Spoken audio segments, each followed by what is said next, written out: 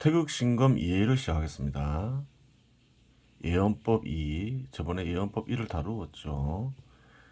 지라는 것은 인간의 목적에 종속되는 것이지요. 경제와 연관된 지, 즉 경제학은 경제를 유지 발전시키는 데 필요한 것이고, 의학은 인간의 아픈 곳을 치료하여 생명을 유지하고 건강해지는 데 필요한 것이기 때문입니다. 그래요. 말을 좀 바꾸죠. 성장보단 발전이 더 낫겠죠.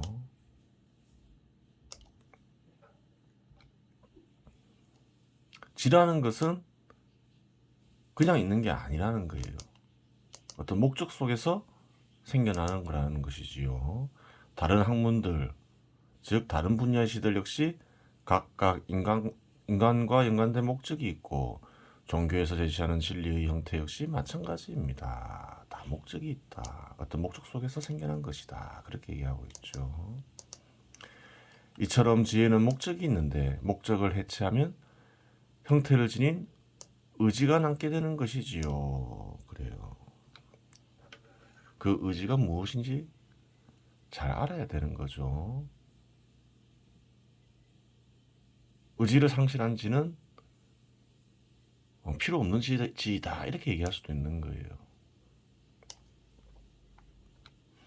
형태를 지닌 의지는 신금의 작용에 있어서 핵심 요소이니, 형태를 지닌 의지에 따라 지의 종류가 결정되고, 그렇죠. 형태가 다르죠. 경제와 연관된 지는, 예를 들어서 경제와 연관된 지,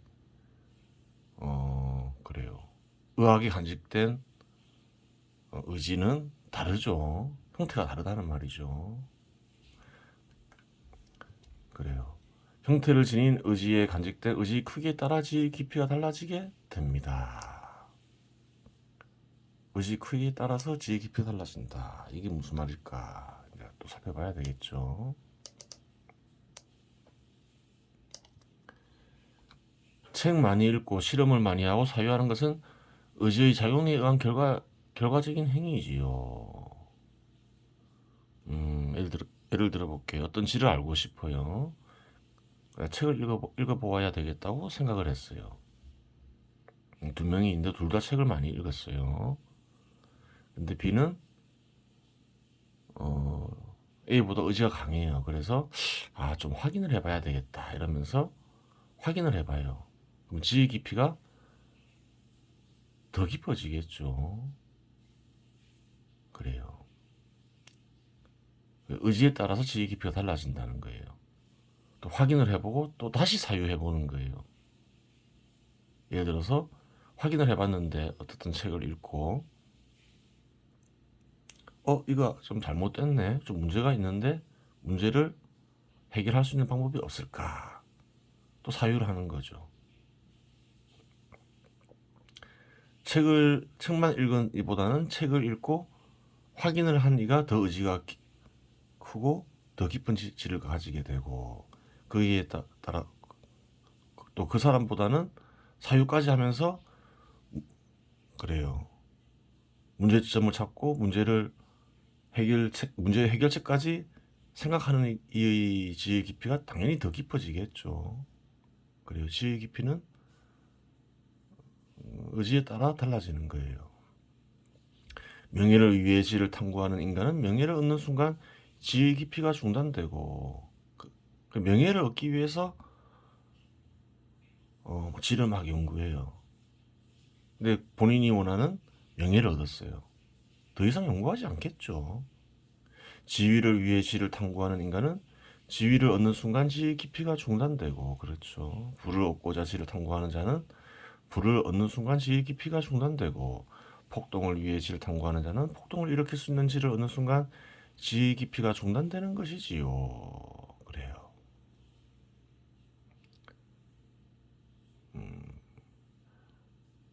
신금은 형태를 지닌 의지와 창조와 파멸작용의 결합의 결과이기에 의지가 사라지는 순간 작용을 멈추기 때문입니다. 그래요. 그렇게 되는 거예요. 의지만으로 다 되느냐? 지의 깊이를 결정하는 게 의지밖에 없느냐? 그건 또 아니겠죠. 왜? 창조와 파멸작용이 있기 때문이에요. 의지가 아무리 깊더라도 창조와 파멸작용이 일어나지 않아요. 마음에서. 성과가 없겠죠. 그 창조와 파멸작용, 파멸작용의 힘을 키워야 되는 것이지요. 키우는 방법도 있어요. 예언법의 문은 세상을 향해 자비와 사랑을 한번 베풀어 보겠다는 의지를 형성하고 섭리에 입각한 피안의 세계를 구축할 정도로 신금이 고도화되어야만 비로소 열리는 것입니다. 자비와 사랑에 대해서는 예언법 1에서 언급했죠. 기본이 된다. 자비와 사랑의 정신은 그게 없는 이는 자질이 안 되는 삶, 자질이 안 돼서 예언법이 당연히 안 열리겠죠. 섭리에 입각한 피안의 세계를 구축할 정도로 신감이 고도화되어야만 비로소 열리는 것입니다. 그래요. 예언법은 그렇다는 거예요. 예언법과 예언은 다르죠. 예언법을 익혔다. 그럼 예언을 할 수 있겠죠. 예언을 할 수 있다 해서 예언법을 아는 건 아니죠. 직관에 의해서 예언할 수도 있잖아요. 물론 절대자를 탐구하다 보면 일체 속에서 직관의 형태로 미래를 언급할 수도 있겠으나 이는 불완전한 형태로 객관성이 결여되어 공감을 얻기 어려운 것은 물론이고 대응 방안을 마련할 수도 없습니다. 그래요. 별 의미가 없다는 거예요. 직관에 의해서 그래 미래에 언급한 것들은. 따라서 이치와 이치를 뒷받침할 경험에 입각해 법을 만들어야 다른 인간들이 공감과 객관성을 얻을 수 있게 되고 이치에 입각한 대응 방안 역시 수립할 수 있게 되어 세상과 세상 사람들에게 이로움을 줄 수 있습니다. 그래요. 직관에 의해서 안 했는데 잘 맞네. 그런 거는 의미가 없다는 거예요. 세상과 세상이 이로움을 주기 위한 수단이 되지 못한다는 거예요.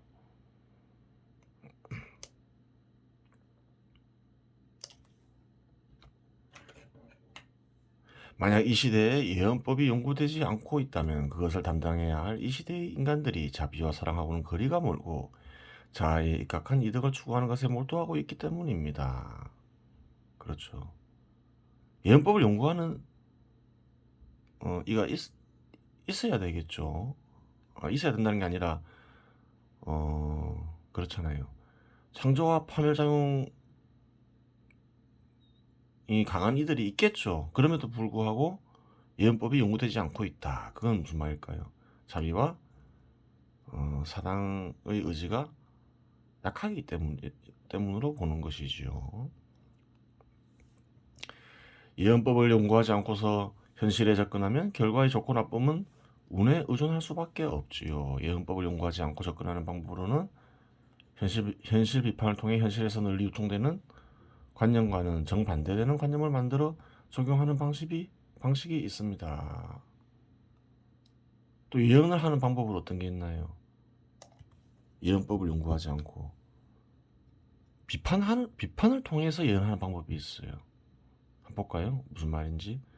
예를 들어 이윤에 의해 돌아가는 세상의 부작용을 포착하여 해결 방안으로 이윤 없는 제도 속에서 사회를 운영하면 부작용이 없어지고 사회가 더 발전하고 사회 구성원들은 행복을 누릴 수 있다고 판단하여 이윤이 바탕이 되는 시장과 사유재산 제도를 폐지하자고 주장하는 공산주의 사회주의 견해가 반대적인 관념을 적용한 대표적인 예라고 하겠습니다. 그렇죠.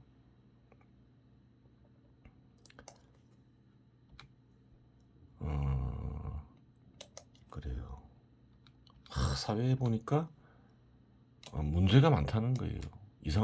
좀 보기 안 좋다. 뭐 이런 것들이 있을 수 있죠. 그런데 그 이유가 사람들이 이윤을 바탕해서 활동하더라. 혹은 이익을 바탕해서 활동하더라. 이게 문제다. 그렇게 하지 못하게 해야 되겠다. 그렇게 하지 못하게 하면 안 좋게 보이던 것들이 해결될 것이다. 이렇게 접근하는 것이죠. 그러면서 시장과 사유재산 제도를 폐지하자고 주장하는 견해가 공산주의와 사회주의죠.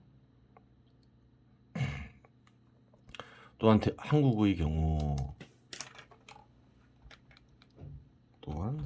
경우 사회가 더 발전하고 행복해지기 위해서는 민주주의를 강화하고 복지를 강화해야 한다고 주장하는 이들이 많은데, 이 역시 현실 비판을 통해 구성한 관념으로 현실에 접근한 것이지요.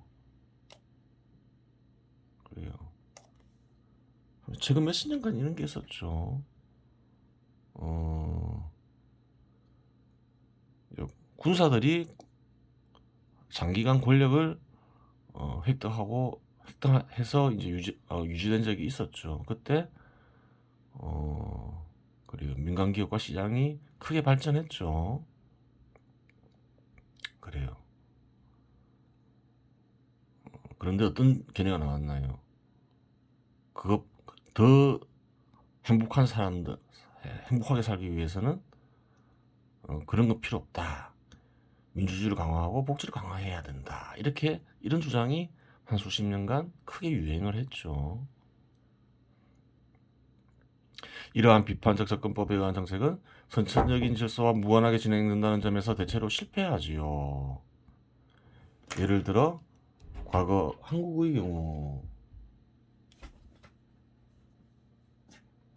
김영삼 대통령이 있었는데 민주화한다면서 좋아 보이는 정책들을 마구잡이로 실시하였는데 결국 국가가 부도나 IMF 사태가 터졌습니다.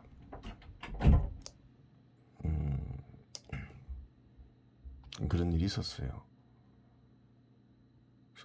선천적인 질서를 무시하고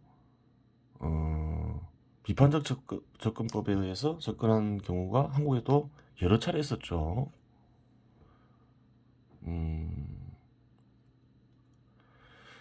그래요. 김영삼 대통령 주석이 있죠. 1993년 2월부터 1998년 2월까지 재임한 대통령. 그래요. 김영삼 대통령 때 여러 정책들이 있었는데 결국 어떻게 됐나요? 국가가 부도나 IMF 사태가 터졌죠. IMF 사태는 볼까요? 1997년 11월 외화 부족으로 국제통화기금에 구제금융을 요청한 일이 있었다. 이 시기에 은행을 포함한 많은 기업들이 파산했고 대량 실업이 발생했다. 그래요.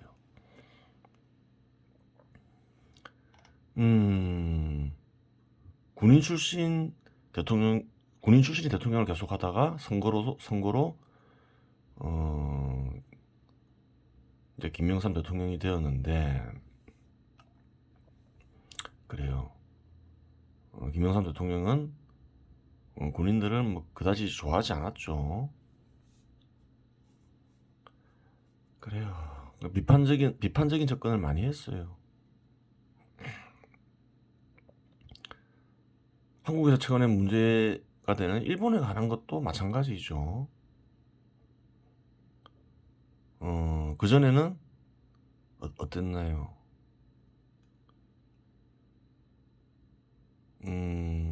일본과 가까워져서 또 경제적으로 도움을 받고 경제를 발전시켜야 되겠다는 생각으로 일본을 이용해야 되겠다고 생각을 했죠. 이제 군사정부는 그랬죠. 근데 김영삼 대통령은 그것과 반대되는 정책을 썼죠. 반일 감정을 부추기고 조선 총독부 건물이 서울에 있었죠. 그것도 철거하고 그랬죠. 그래요. 박근혜 대통령 역시 마찬가지이지요. 박근혜 대통령 2013년 2월부터 2017년 3월까지 재임한 대통령. 보통 5년 하는데 4년밖에 못했죠. 탄핵됐죠. 60세 정년 연장법, 노인에게 20만원 정도 지급하는 기초연금법 등 보기에는 좋아 보이는 정책을 내놓은 듯한데 경제 구조에 이상 현상이 발생하며 탄핵의 계기가 되었지요. 이거를 써니는 경제적인 문제로 인해서 경제적인 문제가 박근혜 대통령 탄핵에 큰 요인으로 작용했다. 이렇게 보고 있는 거죠. 복지를 추구했던 것 같습니다. 그래요. 포퓰리즘을 남발하면서 박근혜 대통령 역시 대통령이 되었죠. 오히려 전두환 대통령은 사교육을 금지시켜 어그러진 정의를 일부라도 바로잡으려 했고, 그렇죠. 사교육을 금지시켰죠. 국가 경제 성장률 역시 당시 세계에서 최고였다고 하니 권력을 잡는 과정에서 생명을 잃는 이들만 없었다면 높은 평가를 받았을 것입니다. 전두환 대통령을 한국의 많은 사람들은 싫어하죠. 싫어해요. 좋은 점을 보려고 하지는 않아요. 왜? 그래요. 한번 볼게요. 그래요. 권력을 잡는 과정에서 그래요. 폭동이 있었죠. 5.18 사건이 있었어요. 폭동이라면 싫어하니까 밀란도 싫어하죠. 요즘에는 운동이란 말을 많이 쓰죠. 시위가 있었죠.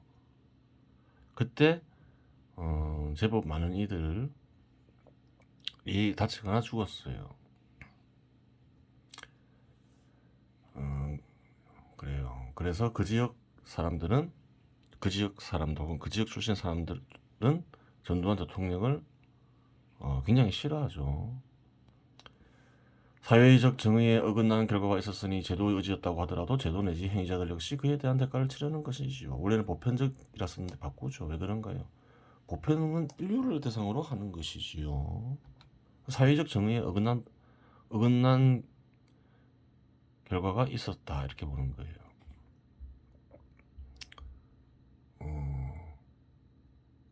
어떤 부분일까요? 반란이나 폭동은 뭔가요? 사회적 정의에 어긋나죠. 사회 질서 유지하기 위해서 그래요.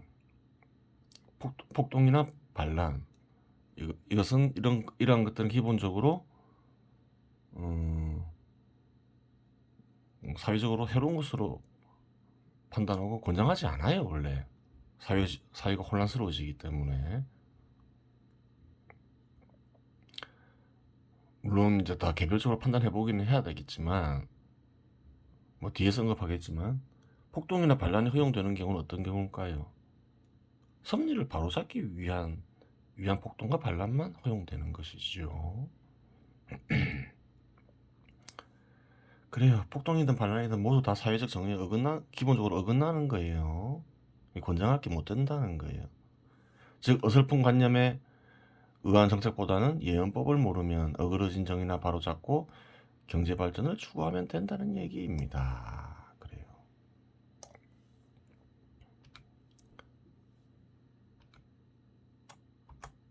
정치는 국민들이 행복하게 살 수 있는 기반을 만드는 것이 최상의 목적이고 어떠한 관념도 이 목적을 달성하기 위한 수단에 불과한 것이지요. 그래요. 무슨 말일까? 국민들 다수가 직업을 원하고 소득의 증가를 행복의 핵심 요소라고 생각하는 한 그 임무를 수행하지 못했다면 그 시대의 정치 지도자나 집단들이 민주주의를 추구하든 복지를 추구하든 실패한 정치가이며 정치 집단이고 그 임무를 잘 수행하면 독재건 더한 것이건 절반은 성공한 것입니다. 볼게요. 그와 같은 결론에 도달하는 것이 올바른 이유는 개체는 일체 속에서 기능을 수행하며 존재하기 때문입니다. 개체는 뭘까요? 정부겠죠. 일체는 뭘까요? 사회겠죠. 사회 속에서 정부가 수행해야 할 기능이 있다는 거예요. 정치 영역은 사회라는 일체 속에서 수행해야 하는 기능이 있는데 그 기능의 대상은 국민이 됩니다. 의사의 기능이 치료이고 대상은 환자이며 교사의 기능이 가르침이고 대상은 학생이듯이 정치 영역의 기능은 사회의 양적 성장으로 드러나는 경제 발전과 정의 실현을 통해 국민들이 행복하게 살 수 있는 기반을 만드는 것입니다. 그래요. 사회에는 기업도 있고 정부도 있고 시장도 있고 또 사회 구성원들이 있죠.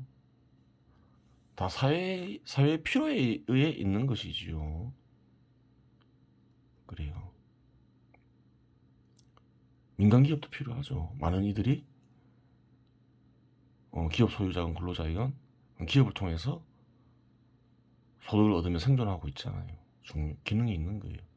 정부 역시 기능이 있겠죠. 고대부터 정부는 있었죠. 정부의 기능이 있다는 거예요. 그래요. 사회 내에서 정부의 기능이 있다는 거예요. 친절하더라도 치료를 제대로 하지 못하면 의사는 비난을 받을 수밖에 없으며, 친절하더라도 제대로 가르치지 못하면 의사는 비난을 받을 수밖에 없으며, 친절하더라도 제대로 가르치지 못하는 의사는 비난을 면치 못합니다. 마찬가지로 민주주의, 자유평등 무엇을 주장하든 사회의 양적 성장으로 드러나는 경제 발전에 저해되는 행위나 결과가 있거나 정의 실현에 저해되는 행위나 결과가 있으면 마땅히 수행해야 할 기능을 수행하지 못한 것이 되니 비난을 피할 수 없습니다. 그래요. 사회는, 정부는 기본적으로 사람들이 삶의 터전이 되는 기업과 시장을 발전시키면서 경제 발전을 이룩해야 되겠죠. 그러한 가운데 사회적 정의를 실현해야 된다. 그렇게 이 글을 쓴 이는 주장하고 있는 것이에요.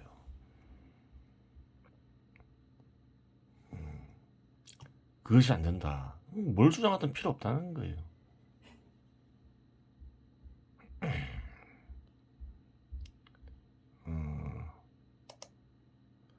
따라서 평가의 제1기준은 기능 수행이 될 수밖에 없으며, 다른 기준은 제1기준으로 평가하기 어려울 때 적용할 수 있는 제2기준이라고 하겠습니다.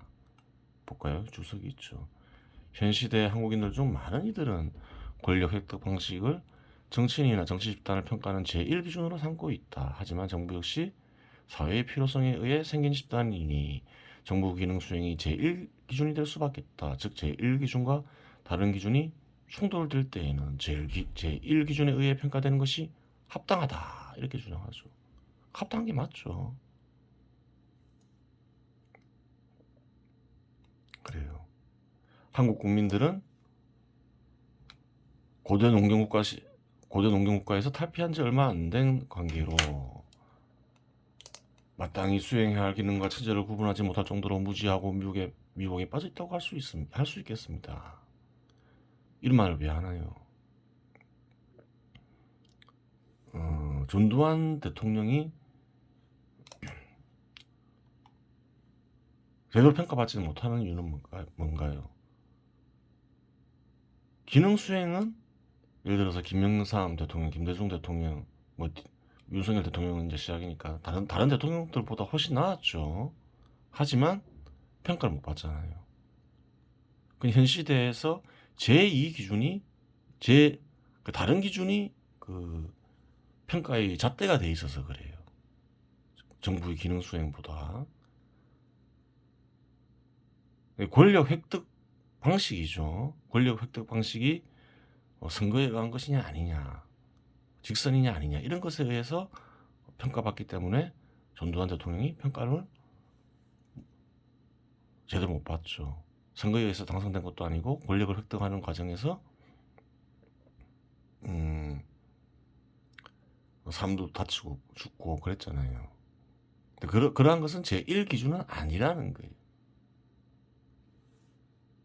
만약에 이 뒷사람들, 뒤에 대통령 된 이들이 다른 기준을 모두 만족했다. 그러면 더 높게 평가받겠죠. 근데 충돌한다. 그러면 어떻게 될까요? 충돌하면 제1기준에 의해서 평가받을 수밖에 없다는 거예요. 당연하겠죠. 정부가 수행해야 할 사회에서 마땅한 기능이 있기 때문에 그런 거예요.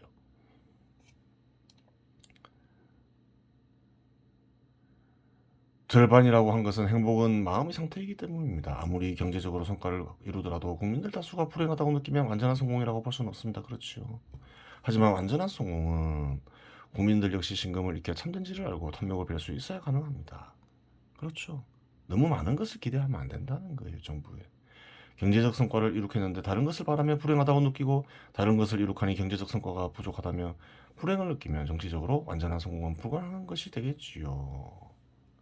따라서 인간의 감정의 판단에 입각할 경우 성공의 여부 및 성공의 정도를 파악할 수 없으며, 절대자의 뜻, 섭리에 입각해야만 객관적으로 성공의 여부 및 성공의 정도를 판단할 수 있게 됩니다. 그렇게 되는 거예요. 사람마다 다 감정이 다르겠죠. 또 시대마다 많은 사람들이 공유하는 감정이 다르겠죠. 그러한 감정의 입각에서는 평가가 불가능하다는 거예요.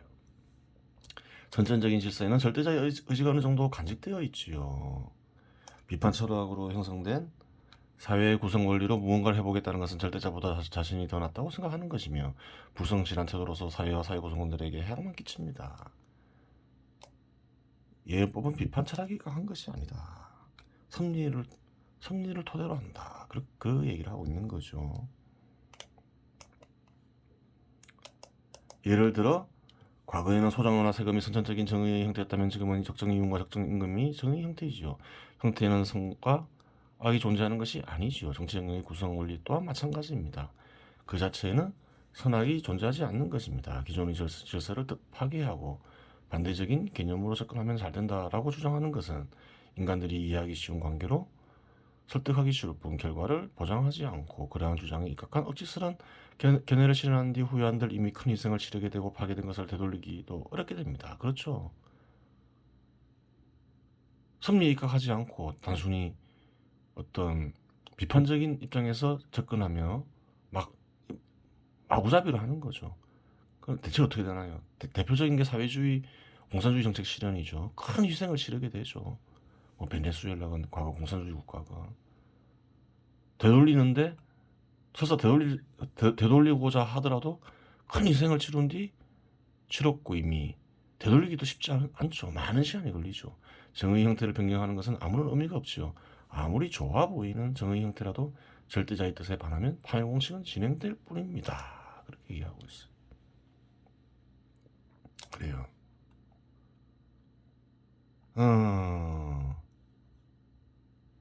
대체로 보면 김영삼 때부터 문재인 대통령까지 이런 이제 섭리에 입각하지 않고 비판적인 견해에 입각해서 정책이 시행됐다고 보면 돼요. 윤석열 정부는 이제 시작하는데 잘 모르죠. 막 시작했는데 그래도 시장 지배 자유를 주장하면서 시장 지배 시대 제도를 그래요 도입하려고 해요. 그래 많은 것은 할 수 없겠지만 아마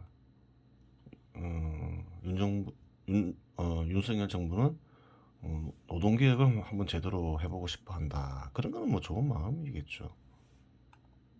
그래 52시간제 유연화 69시간까지 근로가 가능하게 하겠다. 뭐 이랬다가 또 비판을 많이 받고 있죠. 그래요. 문재인 정부에서 주 20시간제가 제도화 되었는데 중요한 건 뭘까요? 60시간을 일하든 70시간을 일하든 120시간을 일하든 시간이 중요한 게 아니다. 사람은 선택할 수가 있어야 된다. 그게 중요하겠죠.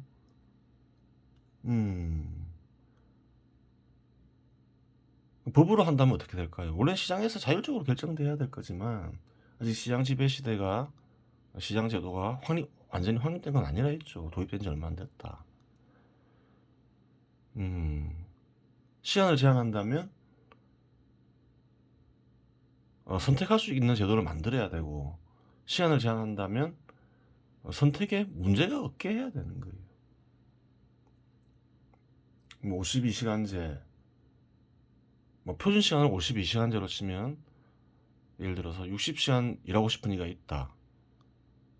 60시간 일하게 해야 되겠죠. 60시간 일해서 돈을 더 벌고 싶다는데 막는 거는 그 근로자의 이익을 방해하는 거잖아요. 70시간을 일하고 싶다. 70시간 일할 수 있게 해야 되겠죠. 120시간 일하고 싶다. 120시간 일하게 해야 되겠죠. 단 어떤 문제가 있나요? 건강상의 문제가 있으면 안 되겠죠. 그래요. 표준 시간이 52시간이다. 그럼 예를 들어서 60시간, 70시간, 80시간 일하고 싶다. 그럼 건강의 조건에 따라서 허용하든 허용하지 않든 그렇게 하면 되는 거예요. 선택할 수 있게 해야 되는 거예요. 모든 사람은 52시간만 일해라. 그건 잘못된 거죠. 그래요. 근로자의 이익에 반하는 거죠. 더 일하고 싶어서 더 일해서 더 돈 벌고 돈 벌고 싶다는데 그걸 왜 방해할 이유가 없잖아요. 단 이런 게 또 한 가지 더 생각한다면 뭘까요? 50시간을 선택했다. 근데 60시간을 선택한 이가 있다. 근데 50시간을 선택한 이가 불이익을 받으면 안 되겠죠. 그래요. 뭐 이런 것들은 사실은 법으로 제정할 게 아니고 시장에서 결정되도록 해야 되겠지만 시장이 완벽하지 않은 이상 뭐 그래요. 자유로운 선택이 가능하게 제도를 만들고 자유로운 선택을 했을 때 불이익을 받지 않게 한다. 뭐 그 정도만 생각하면 되는 거죠. 물론 뭐 자세히 연구한 건 아니고 딱 보면 그냥 떠오른 것을 얘기한 것일 뿐이 좋은 거예요. 뭐 좋은 시도를 하고 있는 거예요. 이번 시간은 여기서 마치겠습니다.